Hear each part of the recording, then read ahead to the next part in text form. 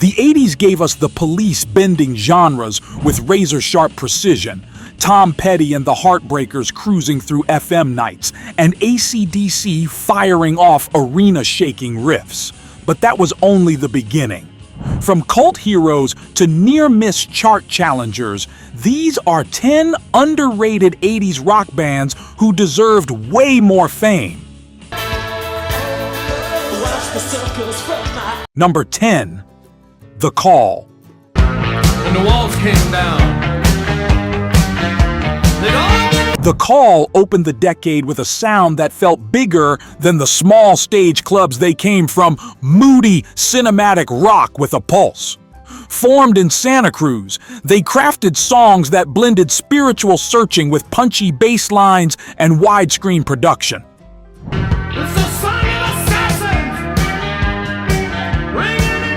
Their breakthrough moment came with The Walls Came Down, a track that reportedly stunned label execs with its raw political edge. You can picture it.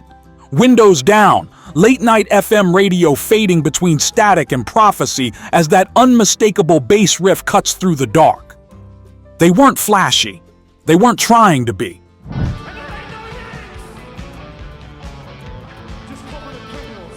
The Call wrote songs meant to be felt, not just played loud. Though they never cracked the mainstream the way critics predicted, their influence echoes in alternative rock and heartland bands that followed. Different city, same rebel heartbeat, our next band carried the torch. Number 9. The Fixx.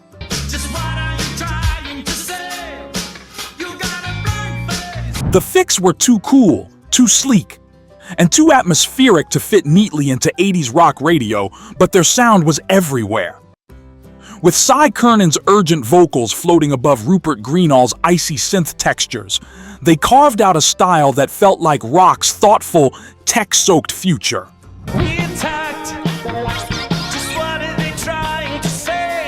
Their hit, One Thing Leads to Another, gave them a brief brush with mainstream buzz, but legend has it their label struggled to market a band that wasn't new wave enough to be new wave, and not hard rock enough to be hard rock.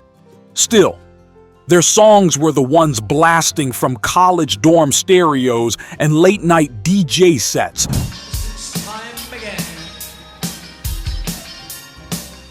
Shimmering through neon-lit streets as the decade's anxieties lingered in the background. Today, critics point to the Fixx as pioneers of mood-driven rock, the connective tissue between post-punk and alternative. Turn the dial up, this next band set the sound on fire.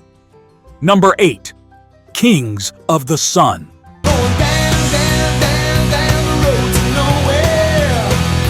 Straight out of Australia, Kings of the Sun brought swaggering, hard rock energy at a time when glossy production ruled the charts. Their self-titled 1988 album made waves among guitar diehards who loved their gritty riffs and blues-infused attitude.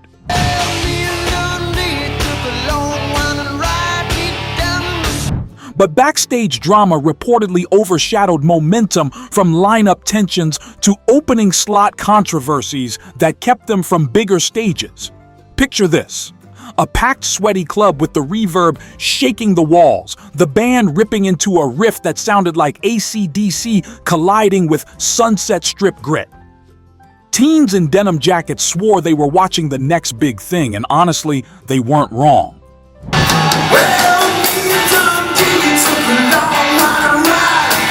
They never cracked US radio dominance, but their cult following remains fiercely loyal, with some calling them the best Aussie rock band Americans never heard.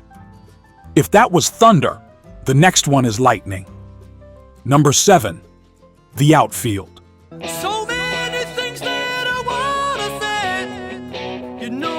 The Outfield had hooks for days, shimmering guitar, soaring harmonies, and that unmistakable British polish. Their breakout moment came with Play Deep in 1985, and suddenly, Your Love was everywhere.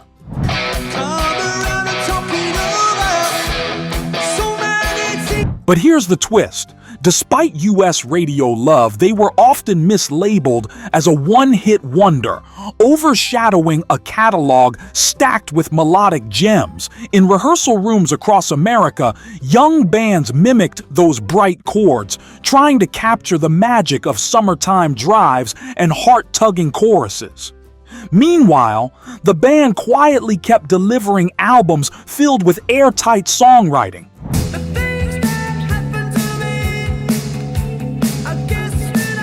By most accounts, their image never quite matched the era's video-driven expectations. They were musicians first, trend chasers never. And that hurt their spotlight chances. Still, fans argue they're power pop royalty who deserved far more headlines. One of the top 3 bands on this list literally saved a career, and we're getting close. Lore. And the story behind this next cut still sparks debate among fans. Number 6. Zebra.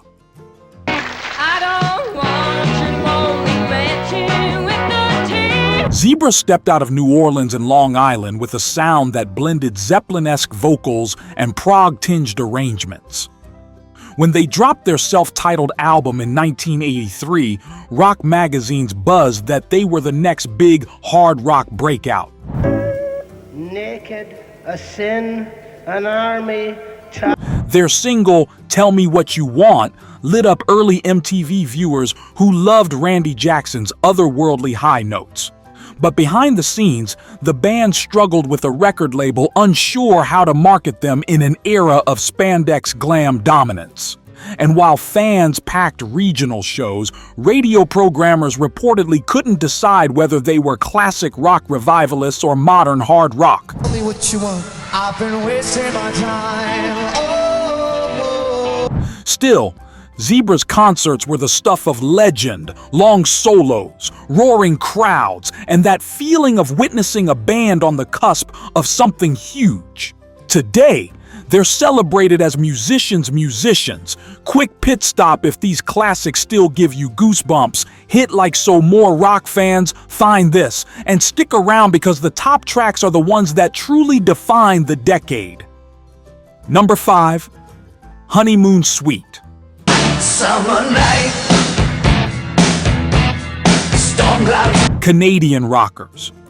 Honeymoon Suite arrived in the mid-'80s with a polished, anthemic sound that should have put them shoulder to shoulder with the era's biggest melodic rock bands. Their breakout came with New Girl Now, a track that, according to interviews, almost didn't make the album because the band feared it was too strange for rock radio. I am losing my mind. My head's up. Fortunately, they recorded it anyway, and fans loved it. Picture their sound. Layered guitars, smooth vocals, and choruses that felt like driving across a bridge at dusk with the city lights blinking on. They had the material, the musicianship, and a loyal fan base. When you found Justin, I was only a means to an end. What they didn't have was consistent label push in the US, which limited their exposure compared to their American counterparts. Today, they're still a favorite among AOR collectors who swear they should have been massive.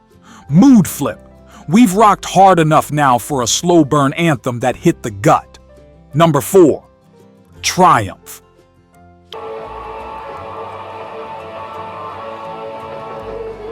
Triumph were always caught in the shadow of bigger Canadian giants, but musically, they were every bit as explosive. Known for precision musicianship and massive stage productions, they had that perfect blend of arena power and spiritual uplift.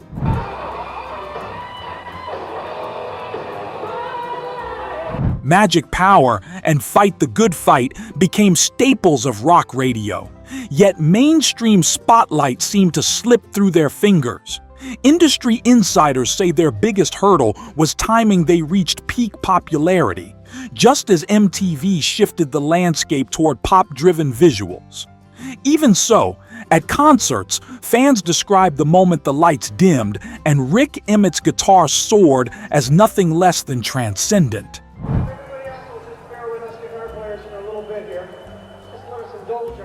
Triumph influenced countless musicians who grew up replaying their solos in basement practice rooms, dreaming of big stages. Contrast. If that was precision, the next one is pure heart and grit. Number 3. Little River Band, 80s era.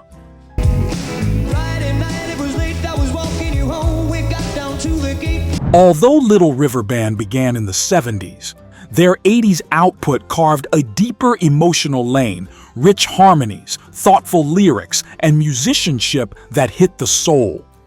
But as internal conflicts and lineup changes increased, their visibility suffered right as the rock world got more competitive.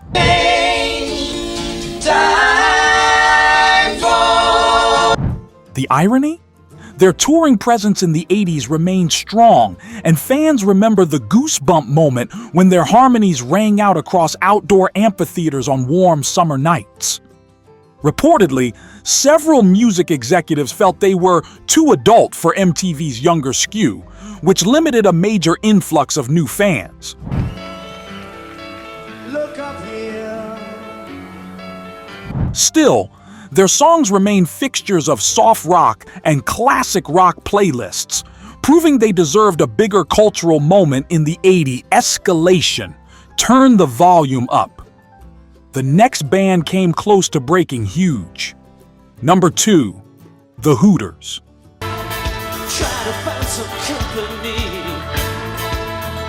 The Hooters fused rock, folk, and a little bit of new wave flavor into a sound no one else had. Their use of mandolins and melodicas set them apart, and their album Nervous Night lit a spark with songs that felt joyful, thoughtful, and wildly catchy. They even opened Live Aid, not exactly a small stage. But here's the twist.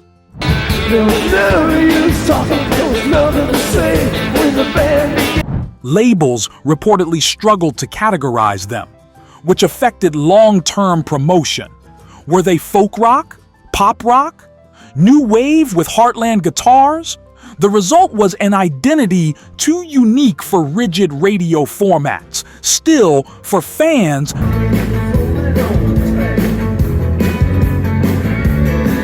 their music captured the spirit of the 80s, hopeful, restless, and endlessly fun. Picture a summer block party, kids dancing under string lights, and the unmistakable bounce of "And We Danced" spilling out from a boombox. Our number 1 track split critics at release, then conquered the world. Number 1. Midnight Oil.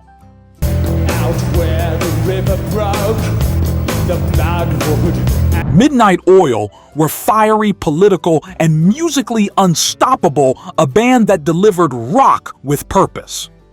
Their breakout into U.S. awareness came with Diesel and Dust and the now iconic Beds Are Burning, a song critics initially didn't know what to do with.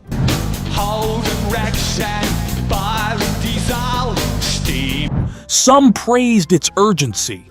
Others claimed it was too intense for mainstream rock audiences, but once it hit the airwaves, it became undeniable. Peter Garrett's towering presence, the pulsing drums, the emotional weight, it all came together like a lightning strike.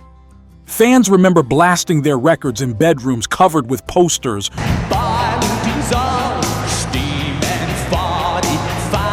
feeling like the band was speaking directly to them about the world outside their window. Midnight Oil proved that rock could challenge, inform, and still absolutely rip. They deserved every ounce of fame and then some. If that brought back memories, tap like and subscribe to keep the classics alive.